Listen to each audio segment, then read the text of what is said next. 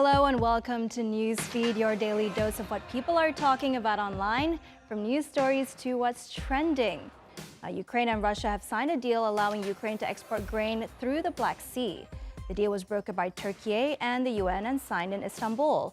Both sides have agreed to cease fighting along trade routes to provide secure transit. The deal bears great importance as the blockade has caused a food crisis in the Middle East and North Africa, pushing many to the brink of starvation.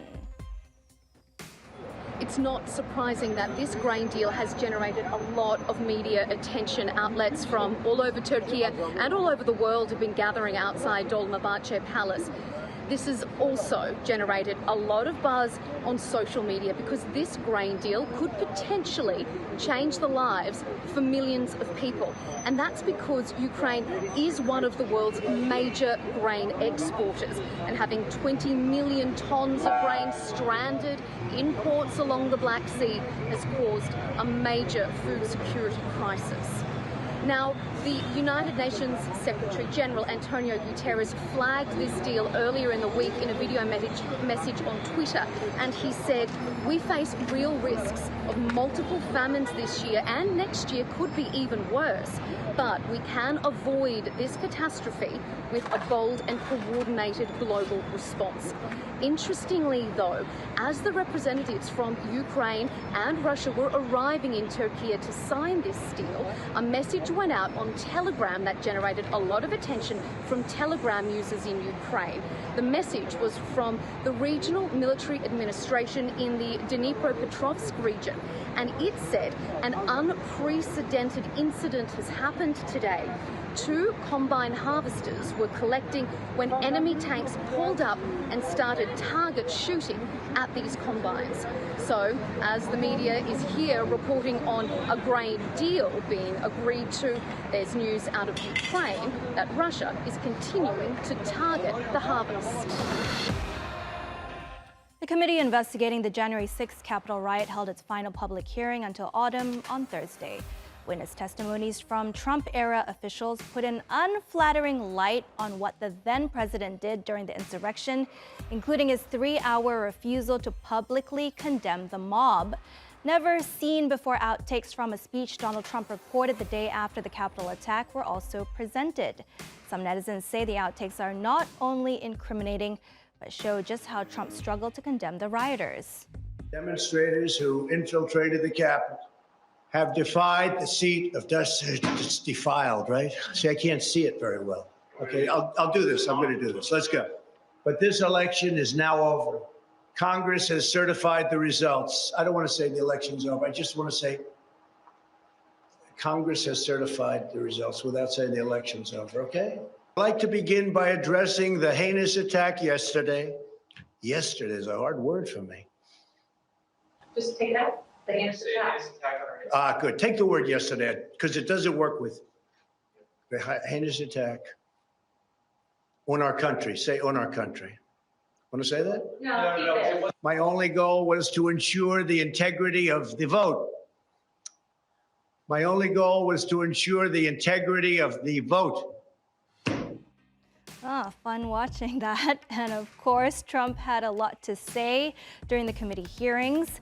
But because he's banned from Twitter, his only outlet was his own social media platform, Truth Social. Number 45 attacked journalists, political commentators, his fellow party members, and Hillary Clinton for some reason. He also called the January 6th committee the unselects, and because Truth Social is not available to everyone, the president's truths were posted on Twitter by those who are on the platform. Some netizens describe Trump as throwing a fit. With restrictions eased in most nations, we may have started to forget that we're actually still in a pandemic. This week, U.S. President Joe Biden tested positive for COVID-19, and he's not alone. Infections and hospitalizations are rising across the world.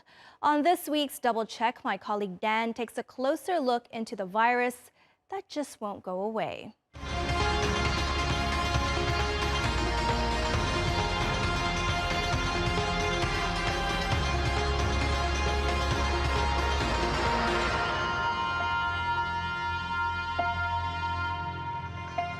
Welcome to Double Check.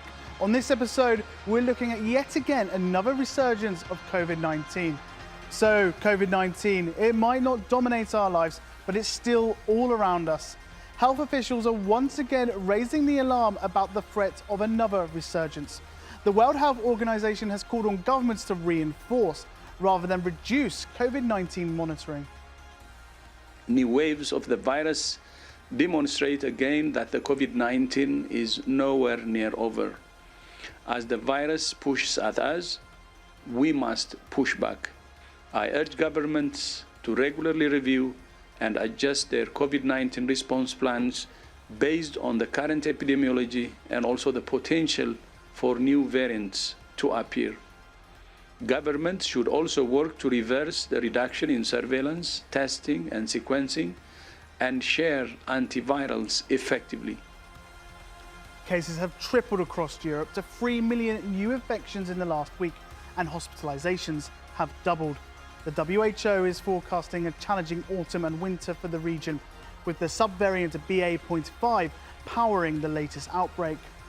Data from the World Health Body show that global cases have been on the rise for the past 6 weeks, with the biggest increase seen in Europe and the Americas, even with reduced testing. There have been fewer ICU admissions and deaths, but around 10,000 people are still dying across the globe every week. In Australia, hospitalizations are nearing all-time highs. The UK's NHS is almost at full capacity, while US states are seeing the highest number of patients hospitalized with the virus since March. And China has been experiencing one of its worst outbreaks of the virus since 2020. Residents in Xi'an scrambling to escape a renewed lockdown, massing at the train station. Just one sign China is entering another round of restrictions as part of the country's continued policy to keep COVID cases near zero. Xi'an, a city of 13 million in the west, is now in a week-long partial lockdown over just 18 cases. So why isn't this latest surge causing as much panic as before? Well, most people have received at least 2 doses of the vaccine, with almost 12 million shots administered globally. This graph shows the amount of jabs that have been administered on a weekly basis. Omicron and its subvariants have generally caused less severe symptoms than previous strains of the virus. And then there's pandemic fatigue. This is essentially being tired of the pandemic. It includes things like impatience and frustration at the restrictions that are in place, being tired of being stuck at home, a yearning to socialize, and just a general feeling of being ready to get back to normal. And that sense of fatigue seems to deepen with every new variant that emerges. So what do we know about BA.5 so far? Scientists say it's the most transmissible strain yet. So much so that people are getting reinfected within weeks of recovery from a previous bout. Although vaccination and antibodies from previous infections may not prevent transmission, they are still protecting people from severe illness. Vaccines have saved millions of lives, and it's important for governments to focus on boosting those most at-risk communities, finding the unvaccinated so as to build up the wall of immunity toward the 70% vaccination target. Nevertheless, the increased spread of BA.5 is expected to lead to more variants, which could themselves become more life-threatening. So could we be heading back towards lockdowns? That might be unlikely given the economic ramifications, but health authorities are urging people to continue using masks and social distancing precautions. And we do have better treatments available, like Pfizer's antiviral pill. Scientists are also developing an Omicron-specific vaccine, which is expected to be out later this year. But until then, the pandemic is far from over. That's all for this episode. Let us know if there are any stories out there that you feel need to be double-checked. Until next time, take care. Thanks, Dan, for that double check episode.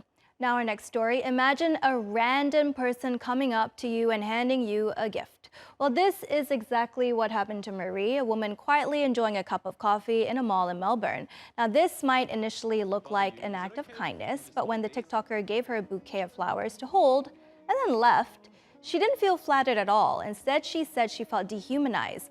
The video quickly went viral, getting over 60 million views, but also sparked backlash. The TikToker Harrison Pollock has been accused of carrying out the so-called kind act just to increase his clout on social media. But random acts of kindness videos are incredibly popular on social media, especially on TikTok and Instagram. Social media and tech journalist Mary Ann Russin suggests why. So I'd say the reason why random acts of kindness are really popular on the internet now with young people, so basically Gen Z and even millennials, is because we've just come through quite a difficult time with the pandemic. We're now going through a global cost of living crisis and a supply chain shortage of goods. People are losing their jobs, energy bills have gone mad, and economists say that we've got a looming recession to come as well. So in the midst of all of this doom and gloom, people are sort of looking for something positive to hold on to, and young people basically feel that everything is quite miserable. So that could be one reason why they're so particularly keen on these random acts of kindness. However, the concept of random acts of kindness is not really a new one. It's basically been going on since, the idea of paying it forward, doing something random and kind for someone, has been going on since that 2000 film, Pay It Forward. Where basically, you just did something randomly kind for someone, and then you did that for 10 different people, and then they decided to pay forward and just do something kind for someone. And the idea is that if you do something kind for someone, one day that they'll do something kind back for you. Meanwhile, in London, a legitimate Good Samaritan was saving the day. Mark Steen Adamson was driving along when he saw a woman in a white dress anxiously waiting beside the road. She was late for her wedding, and 3 taxis had canceled on her. So our hero told her to jump in and drove the bride-to-be to the ceremony, where she was a fashionable 45 minutes late.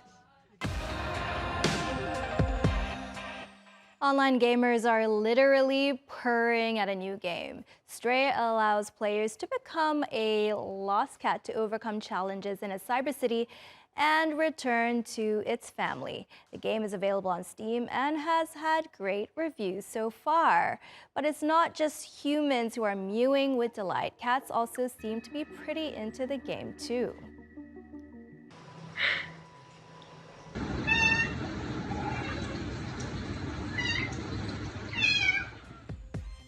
And that brings us to the end of today's newsfeed. You can find this show on our YouTube channel.